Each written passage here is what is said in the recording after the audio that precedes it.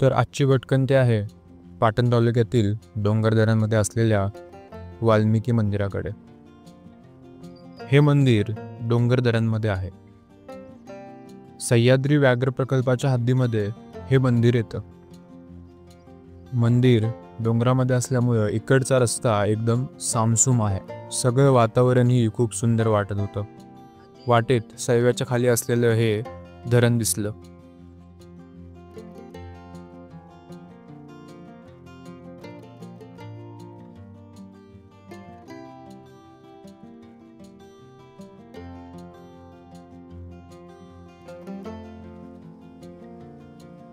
मागच्या वेळेला आम्ही आलेलो तेव्हा पावसामुळे या नदीला पूर आला होता।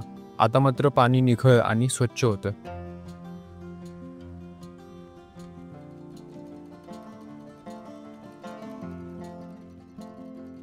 या निसर्गात प्रत्येक गोष्ट जिवंत आहे आणि या प्रत्येक गोष्टीसाठी वेळेची गती, वेळेचा अनुभव हा वेगळा असतो।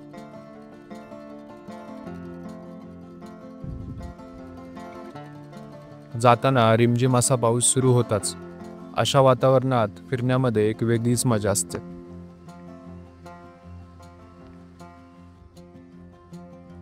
वाटेमध्ये जाताना जानाई देवीचं अजून एक मंदिर लागलं।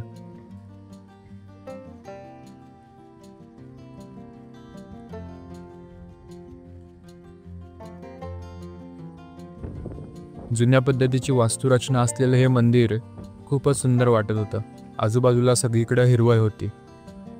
निसर्गामध्ये एक हार्मनी होती।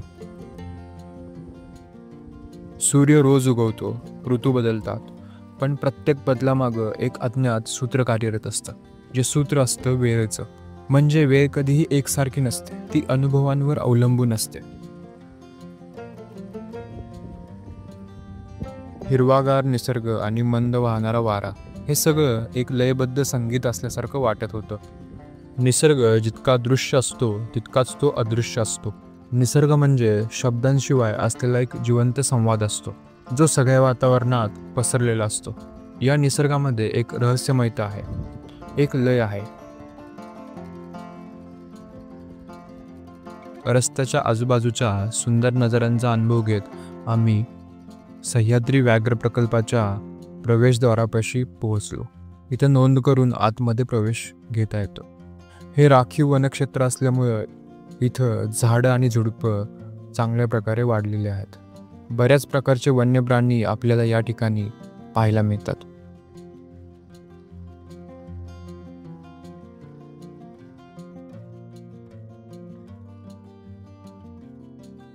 मंदिरापर्यंत जाण्यासाठी शेवटपर्यंत आपल्याला डांबरी रस्ता आहे।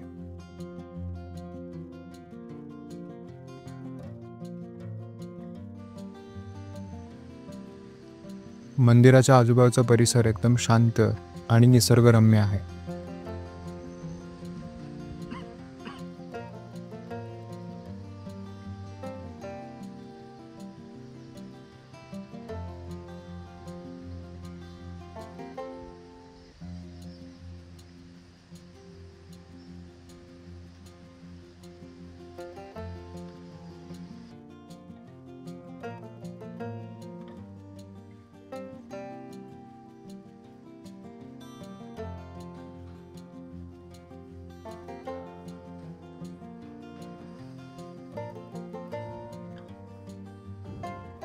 मंदिराच्या आतमध्ये गेल्यावर तिथं बांधकाम चालू होतं।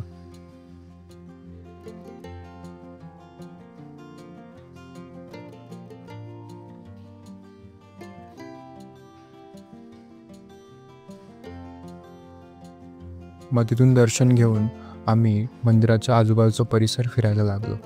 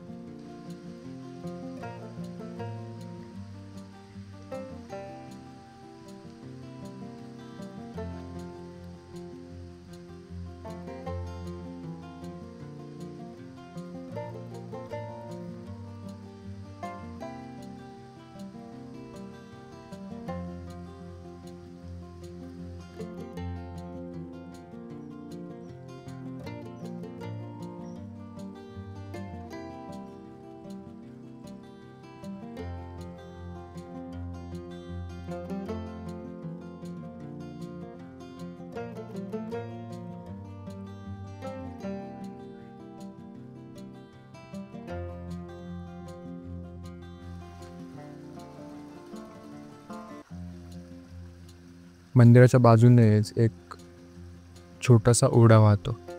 हा ओढा नसून खरं तर इथूनच वांग नदीचा उगम होतो.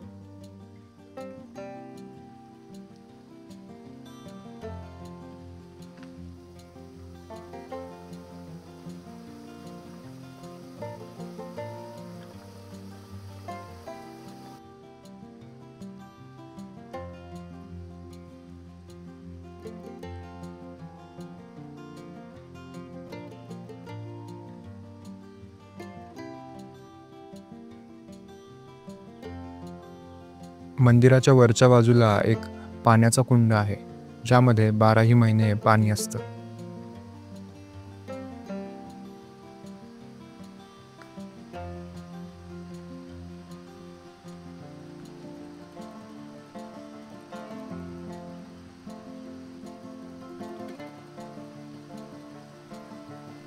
तर असंच इथल्या आसपासच्या जंगलामध्ये फिरत होतो. आजूबाजूला बरीचशीच घनदाट झाडी होती. झाडं जी या निसर्गाचा अविभाज्य घटक आहेत. झाडं ही जागृत असतात. त्यांचं अस्तित्व केवळ मुळांमध्ये, पानांमध्ये किंवा फांद्यांमध्ये नसतं. जेव्हा आपण एखाद्या झाडापाशी शांतपणे उभं राहतो, तेव्हा काही क्षणात आपल्याला त्या झाडाची ऊर्जा, झाडाचा जिवंतपणा जाणवतो. इकडच्या जंगलात पाय ठेवल्यावर काहीतरी वेगळं वाटतं. इथली हवा शुद्ध, जिवंत वाटते. प्रत्येक झाड आपलं निरीक्षण करते असं वाटतं. झाडं केवळ उभी नसतात, ती ऐकत असतात, समजत असतात. त्यांच्या मुळातून त्यांचा जमिनीशी संवाद सुरू असतो, पानातून हवेशी संवाद सुरू असतो. असं एक एक झाड मिळून हे जंगल तयार होतं. शांत, गूढ, एका सुंदर ऊर्जेनं भरलेलं असं जंगल.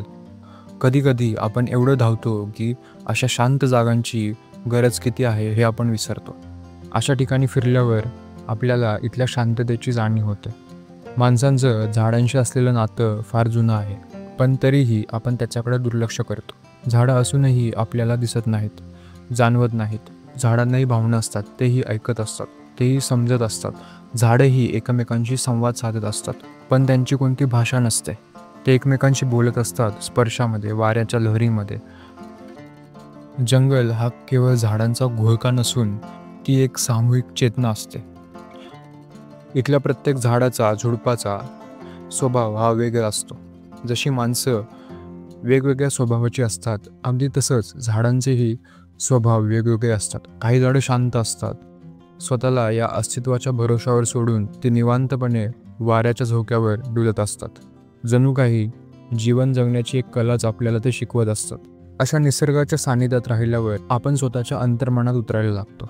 कारण हा निसर्ग काही बोलत नाही, पण तो आपल्याशी संवाद साधत असतो. तो संवाद असतो निशब्द, अदृश्य, जिथं कुठलीही स्पर्धा नसते, धावपळ नसते, फक्त असतं ते निखळ अस्तित्व. तर असं हे जंगलातलं मंदिर बघून आम्ही परतीच्या प्रवासाला निघालो.